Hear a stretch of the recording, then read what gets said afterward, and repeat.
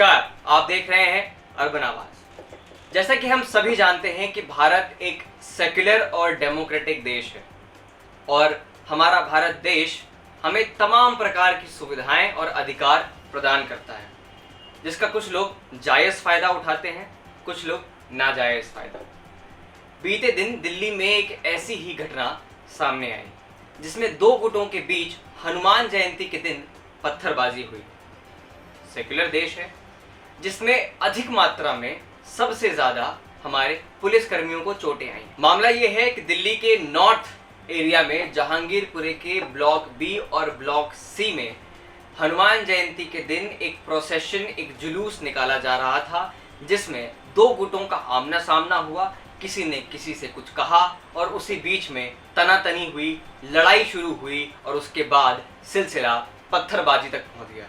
और ये सिलसिला इतने तक ही नहीं रुका, जिसमें पत्थरबाजी के साथ साथ कई वाहन तोड़े गए, हमारे पुलिसकर्मियों को घायल किया गया, उन्हें जबरन चोटें पहुंचाई गईं और तमाम हानि पब्लिक प्रॉपर्टी को पहुंचाई गई।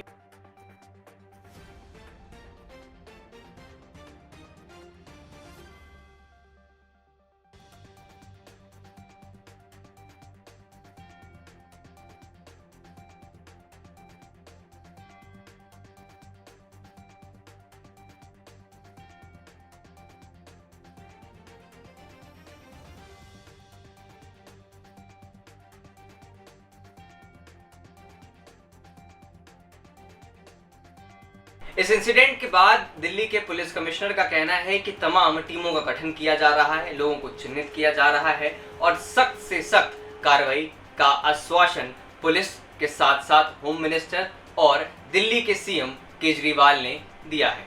पर अब आप कहेंगे कि साहब इसमें समस्या क्या है? हमारा देश तो डेमोक्रेटिक है और सेक्युलर है, लोगों को जो बात सही लगती है उस बात को कहने का और उस तर्ज पर एक्शन लेने का पूरा अधिकार और सुविधाएं हमारा संविधान हमें देता है। तो क्या लगता है आपको, चिंता का विषय क्या है? ज़रूर कमेंट सेक्शन में बताइए। तब तक हम वीडियो में आगे बढ़ते हैं। समस्या और चिंता के दो कारण।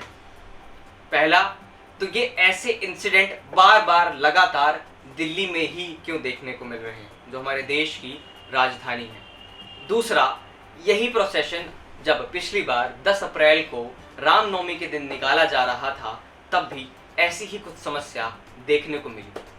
समस्या और चिंता का विषय इस वजह से भी है कि अक्सर क्यों दो गुटों के बीच ही इस तरह की लड़ाइयाँ और इस तरह की घटनाएं हमें देखने को मिल रही हैं। चाहे वो 2020 का दंगा हो, तमाम सोशल मीडिया जुमलेबाजी हुई और सड़कों पर लोगों ने वाहन जलाए, आपस में पत्थरबाजी करी, लड़ाइयाँ हुई। अब सवाल ये है कि जब दिल्ली में दो सरकारें काम कर रही हैं तो भी ऐसा क्यों हो रहा है? या यूं कहें कि दिल्ली में दो सरकारें काम कर रही हैं, क्या इस वजह से ऐसा हो रहा है जो अलग अलग गुटों का कहीं ना कहीं प्रतिनिधित्व करती नजर आती है? क्या ये प्रशासन की नाकामी है? क्या ये सरकार की नाकामी है? क्या ये हर भारतीय नागरिक की नाकामी है जो इस प्रकार की घटनाओं में संलिप्त है या पाया गया या पाया जाएगा?